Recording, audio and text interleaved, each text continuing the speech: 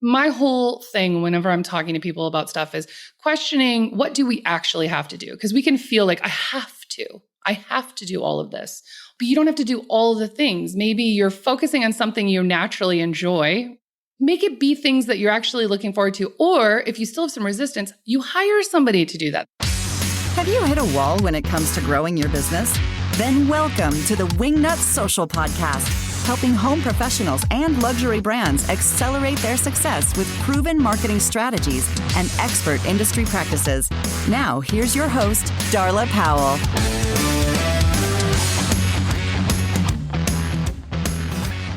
BuildLane is a platform that makes it super easy for designers to specify custom furniture. They are changing the game. The end result is an unleashing of your creativity. Whatever you can imagine can be built. And whether or not you're a novice at custom furniture design or an expert, BuildLane's team can make the process super easy. Head on over to buildlane.com. That's buildlane.com. Use code WINGNUT250 to get a $250 discount just for you. buildlane.com. This podcast is also brought to you by guess who? Wingnut Social. We are a digital marketing agency for interior designers and adjacent verticals such as home pros, architects, landscapers, decorators, home stagers, home business coaches, you name it. Give us a call at 786-206-4331 or go look at our case studies from our happy interior design clients at wingnutsocial.com. That's wingnutsocial.com. Hey there, welcome to Wingnut Social, the business and marketing podcast for you guys, the interior design industry and adjacent verticals, home pros and such. I am Darla Powell, the grand high poobah of all things Wingnut here. And today's show for you is going to be another kind of emotional mindset business show. There's definitely been a trend here. I'm obsessed. And today's guest, Amber Hawley, is actually a therapist, a marriage and family therapist who works with high-performing entrepreneurial couples and individuals. She helps them have more fulfilling relationships without sacrificing their businesses. She's the owner of a group therapy practice in Silicon Valley. She's a wife and mom of 3 kids, an avid coffee drinker. Thank you. Hello. So am I. And host of The Couples Fix and the Easily Distracted Entrepreneur podcast. And Amber and I do get into a little bit of personal talk with my relationship, my ex-wife of last year, and some of the business stresses that tore that asunder.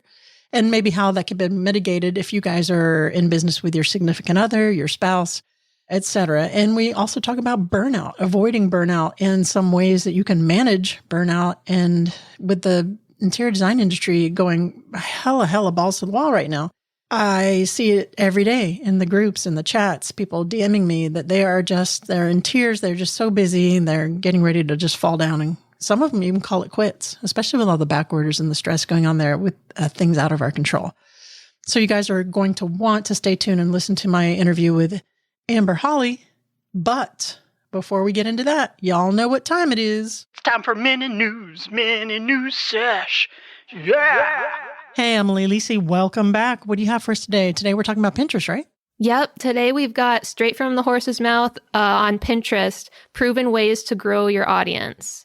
Oh, okay. All right. Let's hear what you got.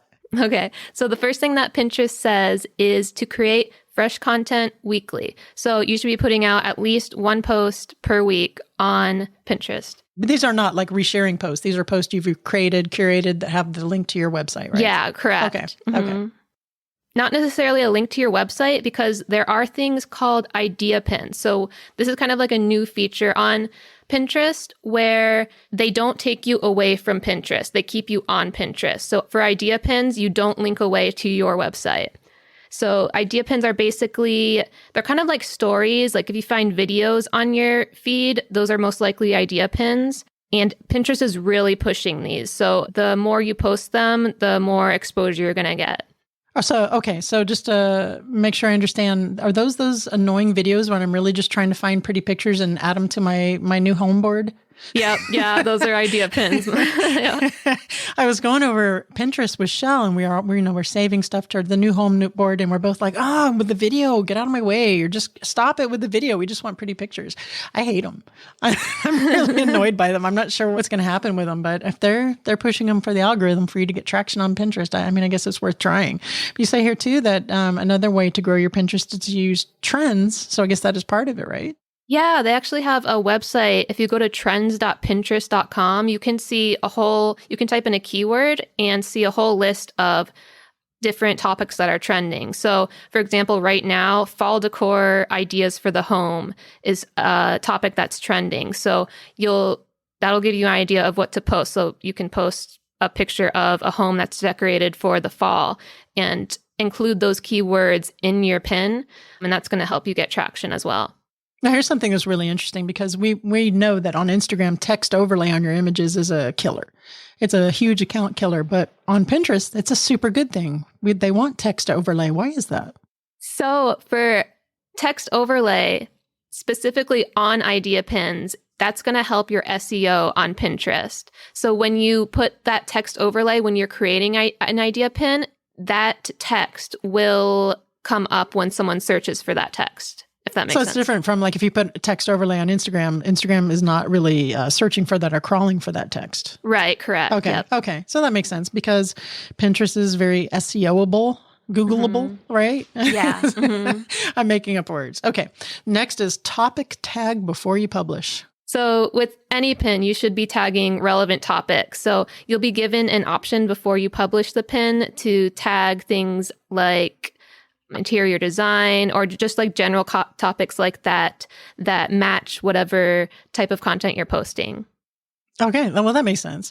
So board names, descriptions, all those categories, anything that's searchable like that, you think can reach your ideal client or your end goal or whoever you want to collaborate with or a vendor or HGTV, it's important to fill in all those little things. It's a lot of work, but it's worth it. I'll say I've been off of Pinterest for a while, except for my own personal use, using it for the new home and ideas and in the day, and I still am on Tailwind. I'm in Tailwind Tribes, and people are still sharing content from that, and that's also helped to grow my Pinterest. But I haven't created new content for Pinterest in quite a while, and I'm still getting like 450,000 visitors a month over there just from the Tailwind and the previous work with the blogs. It's not an overnight thing, and I know there's designers out here listening saying, "Oh, big freaking deal! I get over 1 million or whatever." It's true, but I'm not doing anything on it.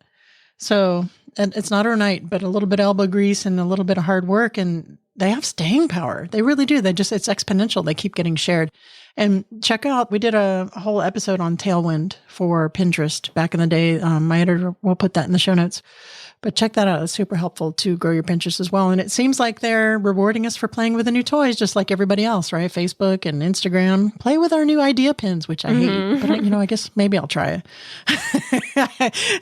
I loathe them. They get in the way of my saving pretty pictures. I don't know if you guys have a different opinion. Let me know. Darla at wingnutsocial.com. I'm happy to get yelled at. All right, Emily. Thank you again for all you do and your research. We'll see you again next week. Alrighty. Mini news sesh. Yeah. All right, Emily. Thank you so much again for that mini news sesh. Now, let's get into my interview with Amber Hawley. Hey there, Amber Hawley. Welcome to the Wingnut Social podcast. How the hell are you? I am mighty fine. Thank you for having me. Welcome. Thank you for joining us. In the green room, we were talking about, our subject for today, and I have a little bit of a personal angle on this. But first, before we get started about emotions and managing the emotional side of your business, just give me a little brief background about who you are, what you do, and we'll dig in. So I'm a licensed therapist by trade, and I have a group practice in Silicon Valley that I've had for the last little over 10 years. And I also have 2 online businesses, but the one that we're really be talking about today is the Easily Distracted Entrepreneur podcast, and where I help entrepreneurs with the emotional side of business. And so it's a little bit of biz coaching, but a lot of helping people with ADHD or burnout or overwhelm. I help the overwhelmed overachievers stop struggling for success, is what I say. I love it. Where do I sign up again? Yes, I will send you a link. It's so funny because, again, in the green room and before, when I was reviewing you before, this interview for the show, I was like, oh my gosh, this is coming at the right time for sure. Because we spoke a little bit. I underwent a divorce this year, breakup. It was pretty nasty. A lot of it was business related. A lot of emotion was involved. I'm totally having burnout. I think cortisol upon cortisol upon cortisol has been stacked. So I do want to talk to you about that. Let's get started. I don't want to make the show about me, but I'm sure there are people in the audience who can relate. So my wife and I, my ex-wife and I should say, of 10 years, we went into the business together. It was more my thing. You know, it was balls to the wall all the time, just, you know, running two businesses. And she just got burnt out. She saw some greener grass, took it. We got divorced, and it was an incredibly stressful thing that she'll say the business was responsible for. The business brought on it. There was way more to it than that. But let's start out with that. First of all, bad idea to put your spouse on your business? Yes. Next. I'm going to say this is going to be such a therapist answer, and it's going to annoy people. It depends. All right. That's it. That's the show, folks. Thanks so much for joining us. Yes. Come back every week. I personally couldn't do that, but this is, it depends. You have to know yourself. You have to know your partner. You have to understand your communication, but you are absolutely not alone. Like, I can't tell you how many people I'm seeing, or even in close friends to me, that are getting divorces. And sometimes it is that I see everything going all in on the business, and there's no balance, and there's no connection. There's no intentional time being spent on the relationship. And one person feels abandoned. That does absolutely, I'm seeing that happens. I mean, and then it happens no matter what, but especially in this last year and a half, it's really exacerbated because there's so much extra stress, right? And so it's happening a lot. Part of where I'm in that unique place of, I do work with business owners, and sometimes they're partners, like intimate partners. Sometimes they're just business partners, but I help them kind of work through things. And my specialty is couples counseling. So it's like this perfect mesh of Too late, Amber. Yeah, I know. Exactly. I do couples coaching and couples counseling, two different businesses, but it really is a problem. And it's hard. We're human, and we're being pulled in so many directions, and there's so many things that we feel like we have to show up for. And when we get in a place, and especially if your partner's not saying anything to you, let's say they are, whether they're involved in the business or not, and they're not saying anything, and you're just assuming they get it. They get that I have to go all in, or I have to put in these hours because financially we have to pay the bills, right? And if there's not that communication happening, then sometimes what ends up happening is people feel blindsided, right? And that person who's hey, I've been focusing on the business thinking we're fine, I haven't heard anything. And the other person is, also can be feeling they feel abandoned, or they feel like they're not a priority. And maybe they reached out in the beginning, and then they kept getting rejected. And then sometimes, they choose to go find someone who isn't rejecting them. That's exactly what happened. That's exactly what, I mean, apart from some of the rejection stuff, but that is exactly what happened. The grass was greener. There was less stress. There was less commitment. There was no communication up until the point of where, hey, guess what? Yeah. And that's what's so hard too. And, I understand it, having been doing couples counseling for 14 years. Affairs can be an escape. I mean, there's many reasons that people have affairs, but whether they're emotional affairs or physical, it can be an escape. It can be making up for what's lacking in the relationship, but it's not about it being one person's fault per se. That it's oh, you didn't pay enough attention to me, so it's your fault. It's not that. Oh no, it was all her fault. Let's not get it twisted. Well, since I'm not your therapist, I can take your side. So I will totally take your side. Of course. So we don't make this too Darla intensive. I do want to talk about, thank you for that insight. I know you and I both know there's people listening that this is going to hit home for. So let's say that there are designers in the audience who their significant other is part of their business, and they're undergoing some of this stress. This is resonating with them, holy shit, this is what's going on in here. How can they mitigate this to keep, that terrible thing from happening? Some of the things where I start with when I'm working with a new couple is that own a business together or in business together, is talking about where are the boundaries between work and home. And I think that's the first step, is making sure there's space for both. And, I guess I'll do the high level, quick top level stuff, but I could get into this stuff deeper if you want to. But the top level would be having that delineation, that boundaries, creating routines, or creating kind of a way of letting go or separating the two, so that you're not just constantly talking about work, because that can really take over. You have to intentionally make time as a couple to connect as a couple. And sometimes it also is about making sure you have space to take care of yourself. So like self-care is a piece of that. The other thing is, my experience is you have to make space, like a dedicated time that you are talking about, your relationship. And for some people, like if you're in distress or you're having conflict all the time, that needs to be addressed. And so that might have to happen more frequently. But if there's no communication happening, then maybe it's about like just making intentional time to connect. But I think it's important though, to kind of have this time or this ritual where you come together and talk about the relationship and how things are going and how people are feeling. Because what happens is, like, if we're having a good day, we're like, I don't want to bring up the thing I'm upset about or I'm feeling and ruin our good day because we're finally having time together, right? And if you're in a shitty space and having conflict, like that's not the most productive time to bring it up. And frankly, like people tend to, if they're just having a fight, then they'll kind of chalk it up. Oh, we were just having a fight and we got over it, and not actually addressing anything. So I think it's about having that intentional time where you're talking about like, what's going well. Has there been a struggle? Has there been something that's been happening that makes you feel a certain way? You could schedule that. And let's say everything's going really great. My experience is stuff always comes up, but let's pretend it's all going great. Well, then you just had time where you can sit and have a conversation. Like it doesn't all have to be negative, but if you're in that place where you're not talking about it at all, then having that dedicated time, whether that's once a week, once a month, I wouldn't go out further than that, but having that time, if you are not the kind of people who are good about bringing up things that are upsetting you, right? Right. Do you think that there is ever a situation to where you would advise a couple or your clients in business to just don't do it? Don't go into business together. It's a bad idea. Or do you think it's all case by case, just in your experience? Oh, you mean like if there's, yeah. Oh, there have been times where I'm working with people. I'm like, oh, for the love of God, stop working together. Like you do not belong together. This is not good.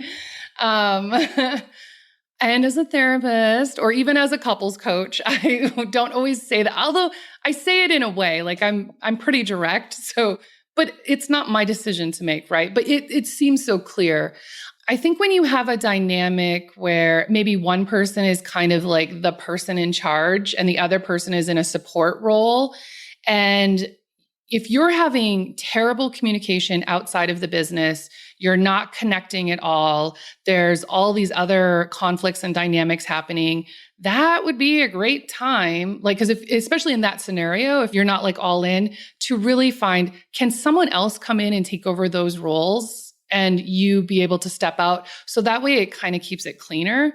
Like I hate to, it's so hard to come up with like an absolute, I do feel so much of it is like case by case and there's so much that goes into it. But if I could pick a scenario, that might be it. And, I think so many people like in leadership who teach about leadership will talk about, or HR and hiring, don't hire family members. Like, it's of course we understand why. I mean, I have businesses and I have had those times where I'm like, I just want somebody I can absolutely trust, especially after we've been burned. Like we want to find those people who care about us and are invested. And so it can be easy to go to that person, but sometimes it's worth not muddying the waters, so to speak. Yeah. So just a caveat, if that is a situation that you're in and you are bringing in your husband or your wife or your partner into business, to make sure that you have all these practices in place so you don't get to that point for sure. Okay, so thank you for addressing that. So now let's talk about burnout. So the interior design industry for about the last 18 months or so has been crazy busy. The home industry, designers are taking on more clients almost than they can handle, and they're fizzling out. They're burning out. Let's talk about, first of all, how to recognize the signs of burnout. What are we looking at? I would say certain industries are seeing it more, but I think it's almost an entrepreneurial epidemic. Like the level of expectation on business owners, especially if you're in that phase where you're still doing everything yourself. Like if you don't have a team or much of a team to people to support you, it's just, there's so many demands on your time and energy. And our culture is very like hustle culture oriented, right? And so it's hard, I think, to to set those boundaries or to take care of yourself and keep yourself from that. So how do you recognize it? It can show up differently for people, but sometimes it's like you start to notice that you're easily irritable, like more so than normal, right? You're a bitch. I was like, I'm always a bitch, but I'm an extra bitch. And maybe that's a sign that I'm burning out. I'm a bitch. I'm a boss. And yeah, so maybe you're quicker to irritation than normal. And, or like you're not enjoying things that you normally enjoy doing.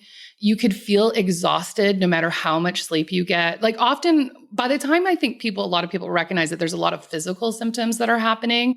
And it's hard too, because, especially for women, I notice is that we also deal with so many hormonal changes. So it's hard to know, like, I think we justify a lot. Like, well, of course I'm tired because, I just had a baby, or of course I'm tired, I'm going through menopause, or of course I'm tired because I do everything around the house, that invisible labor in addition to the business. And I wake up at 3 a.m. every night and spend 2 hours awake and I can't get back to sleep, that kind of thing. Yeah. Why are you stalking me? I know. You feel me? Like, yeah. I'm going to check my house for cameras. I know, right? That is the shared human experience. I am stalking you all. So some of those things, typically, we think about like compassion fatigue, especially for people in like the helping professions. And what was interesting to me is because it'll be like, oh, you don't look forward to seeing your clients, or you kind of just dread going to work. I mean, I think waking up dreading going to work or starting your day is a good sign that something's amiss, right? Whether that's full-blown burnout. But I noticed the first time I went through my first bout of burnout many years ago, I didn't recognize it as that either, which, of course, as a therapist, and I'm working with this because I love seeing my clients. And so I would always look forward to client sessions. That was like, oh, I can do that in my sleep and I love it. But it was everything else. Like it took so much energy to do simple administrative stuff. And it was just like, I can't. And I just, I felt exhausted by it. I just didn't want to do it. I would put it off and procrastinate. So those can be signs as well. And so sometimes people think, well, I'm still enjoying my, the work that you do. If you're somebody who's still delivering like a service, or you're the one that's doing that. But it can be that it's all the other stuff that, like, oh, this would only take 10 minutes. And I've made it so big and hard and like difficult to get it done. And, I see this a lot. I have ADHD. So part of it was like, oh, I'm sure it's just my ADHD. And, the people I work with, there is an element of that. But when it gets to be this chronic issue of putting important things off in your business, like what I did was saw my clients every week because I loved it and I never billed them. And that could be a problem. Oh, it was. But of course, do you think I resolved that super quick? No, because I was burnt out. And so, that guts me still to this day. But it is what it is, right? There are lots of different ways that it can show up. But in general, I would say it's that chronic fatigue of no matter how much rest, you can take a lot of downtime and you still don't feel refreshed. Have you visited our sponsor, buildlane.com? If you haven't, why haven't you? When I was doing full-time interior design in Miami, Florida, I would have given my whole collection of Star Wars action figures to have known about Build Lane because we were doing a buttload of custom furniture work. The logistics were awful, but Build Lane, the genius behind them is they've solved that. They are basically a one-stop shop for all of your custom furniture needs. They have a whole stable full of vetted vendors that are capable of building almost anything you can imagine. And all you have to do is give them a fully specified CAD file or a pencil drawing on a cocktail napkin, and Build Lane is going to match the needs of the piece that you need with one of their highly vetted factories that has all the capabilities to make that. And they'll return a quote to you. You get your own little manager. You can show your clients, here is your beautiful piece getting built along the way. Aren't you freaking excited? Guys, this is the perfect opportunity to up-level your interior design game to make yourself that designer who can offer things that no other designer can. You need to get over to buildlane.com fast and be sure to use the special code Wingnut 250 for $250 off of that whole situation right there.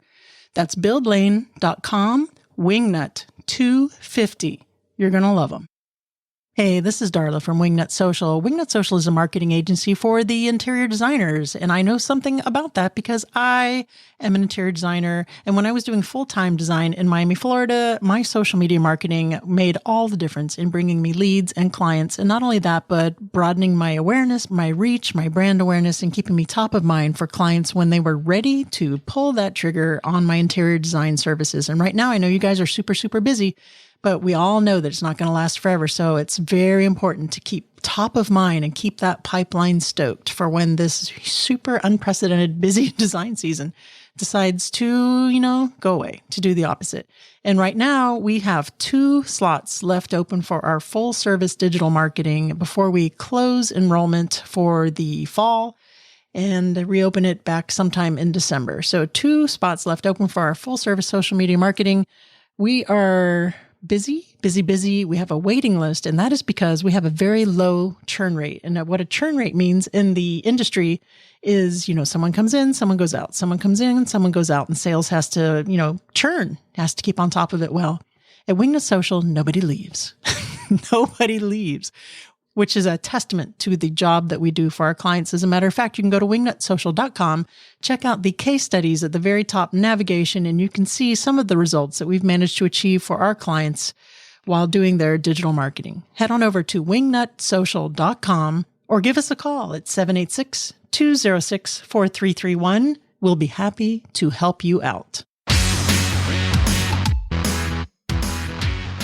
I know that what you're saying right now is resonating with designers listening in the audience, for sure. It's resonating with me. And even when just after the divorce, there was no time off to take care of myself. So the things that I loved, like you were saying, like your sessions, I'm still showing up with some other things.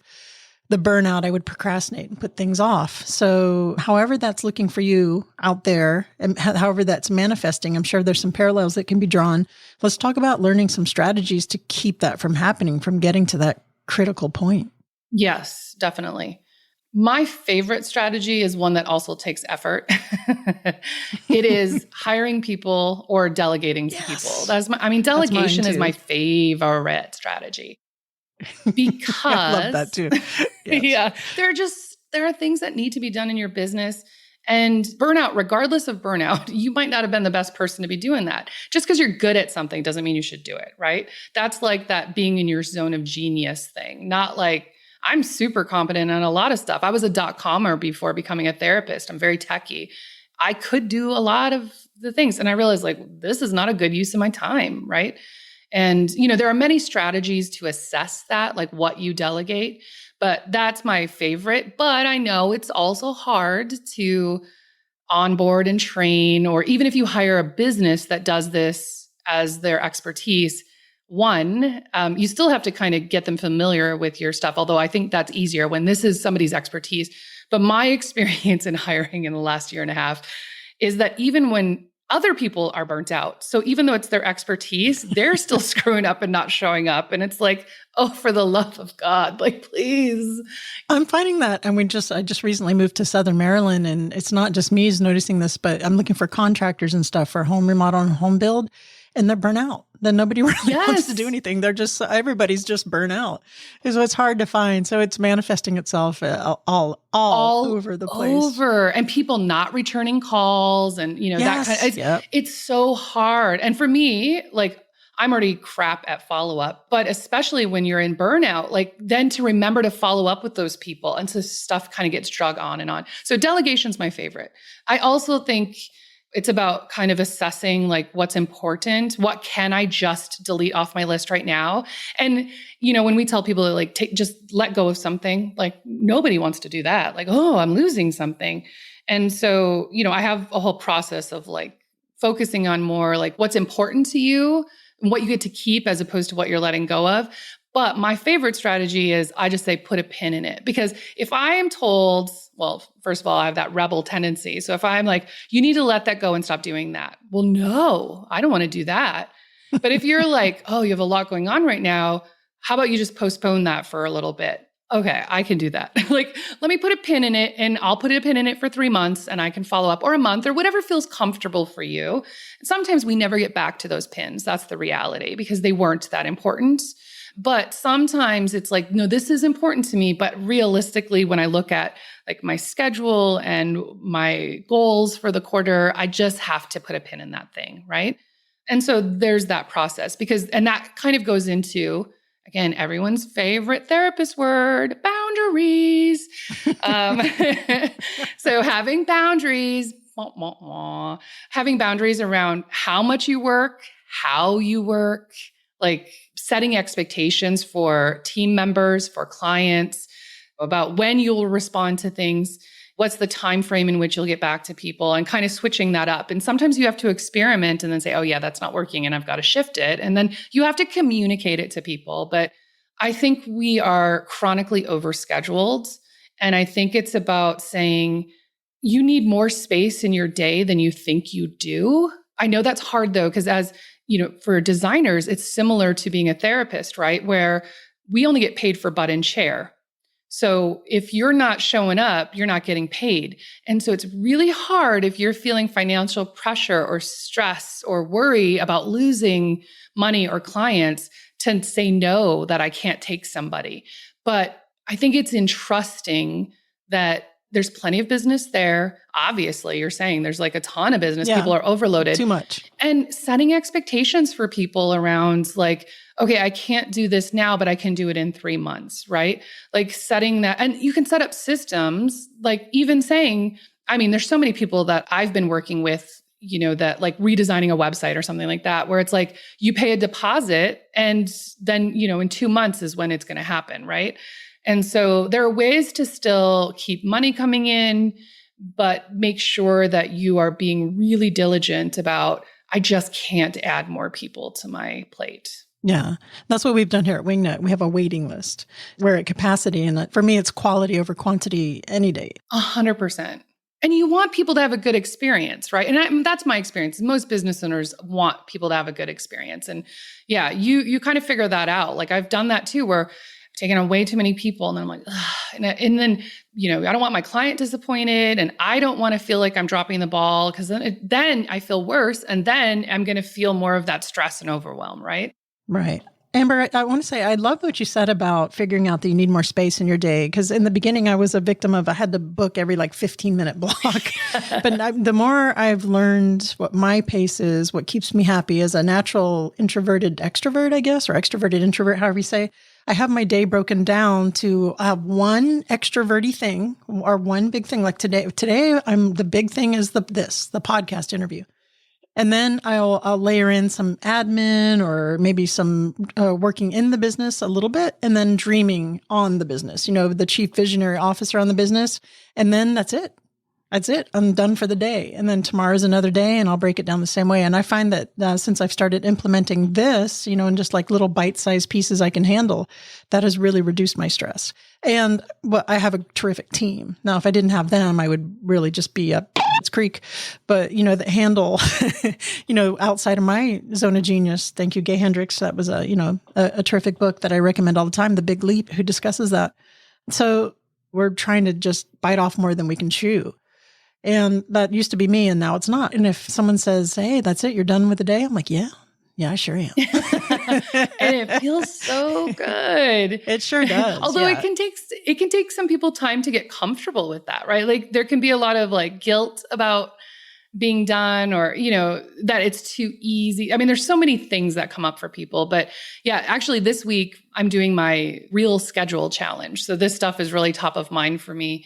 You are right. Like this is such a big problem. And I'm a Gen X, originally from the Midwest, type A goal getter, you know, like balls to the wall. And so everything in me is like, no, schedule, go. And over the years, my bandwidth is not what it used to be. I just can't do it anymore. And then COVID just like cut that bandwidth in half is how I feel. But I really do. and have been working on that. Like I have an online business manager who helps me with stuff. And I remember, as we were kind of creating my schedule like a year and a half ago or 2 years, whatever it was. And I was like, oh my God, look at all that space. Oh, I need more clients or this or that. And then as I start doing it, I was like, oh crap, I'm still too busy. Like there's too much. So yeah, I have a lot of strategies around that. So for me, I need to have days that are not scheduled. I'm a Gen Xer too, by the way. I can have 10 meetings a week, or I could have 3 really good ones. Yeah, exactly. I choose to have the even two or 3 really good ones. Oh, so. I am going from like a C level delegator to an A level delegator this year. Oh, I'm an A plus from the beginning. I'm the queen of delegation. I love it. Highly recommend it. I love that. I know. It was like I believed in it, but I didn't like. I would still be taking on things and not like, oh wait, I actually could ask so and so to do this. Like those kinds of like upgrades. But yeah, so for me, setting my schedule of after so many years, like I have 3 young children as well, and there's a lot to manage. For years though, it was like I was constantly scheduled. Like it was like demand. The only time I had childcare was when I was seeing clients or, meeting with my team. And there was no space for me or that downtime. And that really took a toll, right? And so now I find like I try to do clients, 2 days a week. And I try to have Mondays and Fridays, have no meetings. Now, occasionally there's stuff, right? Because I do a lot of speaking or I host events. So sometimes I have stuff on those days, but like I always say, it's not about perfection, right? It's about 90 to 95% of the time, I don't schedule things on those days. But, like if Oprah's like, hey, come on my show on a Friday, I'm like, no, I don't work Fridays. Like, of course I'm going to show up. Call me Oprah. Sorry, Oprah. Sorry. I have strict rules, Oprah. Exactly. That's why I say it's a boundary, not a wall. It's not about, it should be 90% of the time the default is a no. And then occasionally it's a yes. And I intentionally choose those yeses. So I agree with you, like creating more space, having structure around your schedule. So for a designer, I imagine that would be like maybe 1 day a week, you have days where you're doing client visits or, new like first calls or whatever. And then you figure out those days where you can just be in your office or be in your home or wherever it is, where you're doing like your creative stuff, but you're not actually like supposed to show up and meet with somebody. Because then you can also get into the flow state with your work, right? Yeah. Yeah. I love it.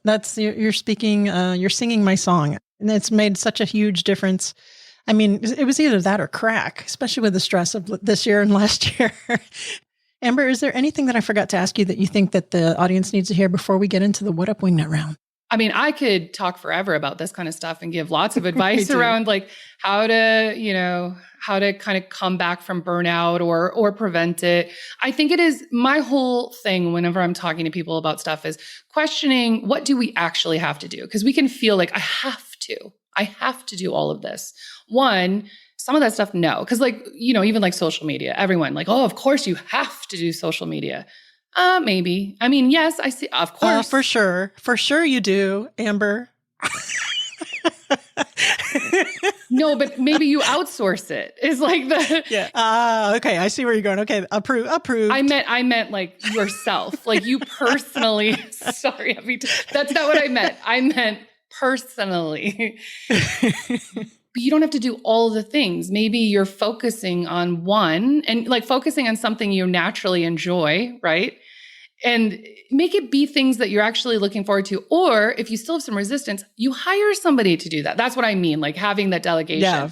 Yeah, for sure. Well, again, that's outside your scope of genius. I mean, how many interior designers out there or therapists out there are going to be experts at social media marketing at their hourly rate? Exactly. Come on, it just doesn't make sense. Yes. And so it's like, that's not your expertise. And I am a firm believer in hiring experts to do their work, but like questioning like how much time and energy you're putting on things. And I think shifting that idea from like, I have to I get to show up and do this. And so that some of that is that mindset of that's helpful, right? Like I get to show up and do a Facebook Live or an Instagram Live and connect with people and, feel that connection. I get to show up and change, my clients' lives by improving their space. Like I'm such a huge fan of like aesthetics and having your space really influence. I think your personal space does influence like your productivity and your focus and your energy and just how you feel. And so like, to me, that's something I'm always talking about. And then the other piece is like being organized. Like, I think organization is my porn. Like, I love being organized. I love it. Like, and Organization Hub. yes, exactly. Oh my God, we need to buy that URL. I'll add it to my list. We need to buy that URL. But yeah, and at the same time, I live with 3 kids, 2 who probably have ADHD. My husband has ADHD and he's not OCD like me. And it's like, realistically, I can't have that perfect organization, but I can figure out ways. So for me, it's like my office. Don't come in my office. Don't touch my stuff in my office. My office is clean. My bedroom. And then once a week, I do my purse and my car. But like, having my bedroom be free of like clutter and distraction. Like, it's small. Think about the small steps you can do to improve the quality of your life, because they end up cumulatively having a big impact. So I guess that's what I would leave people with. All right. Excellent. So now, Amber Hawley, I have to ask you, are you ready for the What Up Wingnut round? I am ready. Now it's time for What Up Wingnut. What would the hashtag on your tombstone be? This is hard because I'm very sarcastic, but as like the funny of, because I'm dead, I would say hashtag crushed it. You're stuck on a deserted island, but guess what? You can have your favorite food forever. What's it going to be? Hands down, drunken noodles with chicken. Oh, that sounds good. I like it. I think I would want to literally be drunken if I was on a deserted island. Yes, unfortunately, there's no booze in these noodles, but Thai food is, I could live off Thai food forever. Yeah, Thai food's great. Last but not least, please recommend a book that has had a profound impact on you, either personally or professionally. Yeah, this one's hard because I love books. Like I collect, like that's the one thing I really collect is books. But I would say Wild Succulent Woman by Sark, to me, was so transformational. I read it before I became a therapist. I read it in my early 20s. And actually, after reading that book, I was on a business trip to like LA, and because I was setting up a new office or setting up technology, something in the office. And I read that book. And when I got back, I'm like, yeah, I'm quitting my job. Wow. That's a profound impact. Yes. And I don't know, maybe this is the problem. Sometimes I've said these things to people and recommended it, and then they go back and read it and they're like, I have no idea what you're talking about. I was like, I don't know. It just hit me. But I think it's a really great book. I love Sark. She's a San Francisco author, and she talks a lot about like her story and the emotional, and she went through abuse and a whole bunch of things, but it's also, she has such a spirit and like a hopeful positivity about her. Awesome. I love it. Amber, please tell the audience where they can go to find out more about you and your services, and then we will bid you adieu. Yes. Well, since you're listening to a podcast, you can head on over and listen to the Easily Distracted Entrepreneur or the Couples Fix podcast, since we did touch on couple stuff today. Go to amberhawley.com/wingnut. And I have this assessment that people can, it's not an assessment, but it's this thing where it's creating coping mechanisms for when life is a show. And so that is where I give you some suggestions, but you can kind of customize it for yourself, because sometimes when we're really overwhelmed or in that space of, I don't even know, I need something, it's nice to have this list to go to that, hey, if I have 5 minutes, I can do this and it will help kind of shift. Or I have an hour to do this kind of self-care or this kind of coping mechanisms. It's helpful sometimes just to see it in black and white and be able to choose that stuff. Now, with anything, I always say like self-care, it can be these small things. They're cumulative. It's not like anything on there is probably just magic bullet, except for getting drunk, but which we can't do all the time. You just can't. But when we do these things, even these small things that take 5 minutes, it helps us kind of shift our mood and our perspective. So. Love it. Amber Hawley, thank you so much for joining us on the podcast. We appreciate it. Thank you. Delegate your work. Come on. Delegate. How many times have I been telling you to delegate outside your scope of genius? For sure. That helps for burnout. 100%. I'm here to testify. So Amber had some really good insights, especially on the, working with your partner, your business partner, things that maybe if I had heard 5 years ago or so might have made a difference. Although where I'm at right now in this space and time, I wouldn't have wanted it to make a difference because I love the space I'm in right now. So much. Everything does happen for a reason, but the burnout, and it's so important because things like that will creep up on you before you know they're imploding, they're exploding. And you're like, where the hell did that come from? And business is stressful, especially the first few years. It takes for freaking ever to become profitable because you're putting money back into the business. You're hiring people, you're buying things, you're spending money on marketing. But, once you get past that sweet spot, which we're at now, it pays for itself. It certainly pays for itself. So if you're the other spouse out there and you're getting stressed and you're like, hey, grass is greener, maybe you should be more patient. Anywho, burnout is a real thing. I know the interior design industry right now is crazy. You got back orders, you got clients bitching and complaining. Where's the sofa I ordered in October? True freaking story. Sofa for Darla Powell Interiors ordered in October, still waiting for to ship. And it's going to be a year by the time my client gets this thing. It's insane. And that can be stressful enough. So, give yourself some negative space. Give yourself some time in the day to let yourself breathe. If you can delegate some of the stuff that you hate doing, do it. I do it. I don't do anything now I don't think that I really don't like. I have to give that some thought, but I love everything that I do now. And it took me a whole hell of a long time to get to that place.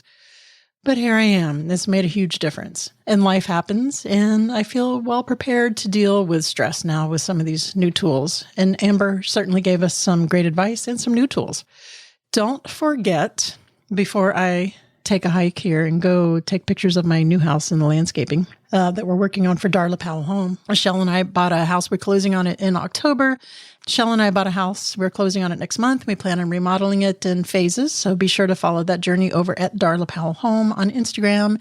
Also, don't forget Wingnut Social. We have our waiting list open for late fall, early winter for social media marketing, full service. Our clients are super, super stoked, super happy. No one leaves. It's like once you come in, you can't leave. What is it? How does that go? But we're not holding them against their will, which is the best part of that. Be sure to go to wingnutsocial.com. Check out those case studies from our very, very happy clients. We do social media with actually real ROI, not just throwing up pictures saying, hey, isn't that pretty? Because you want to get clients from it. You want to get collaborations from it. You don't want to waste your money because it is an investment for sure. Head on over to wingnutsocial.com. Check that out. If you have any questions, you can go ahead and schedule an appointment with yours truly, and we'll talk it through, and I'll let you know what we got. All right, that's it for this week. We'll see you next week. Remember to get out there, get uncomfortable, and be great. You've reached the end of this episode of Wingnut Social, but that's only the first step into accelerating your business the Wingnut way. Head on over to wingnutsocial.com to see how we can help you take your business from social mediocre to social media master.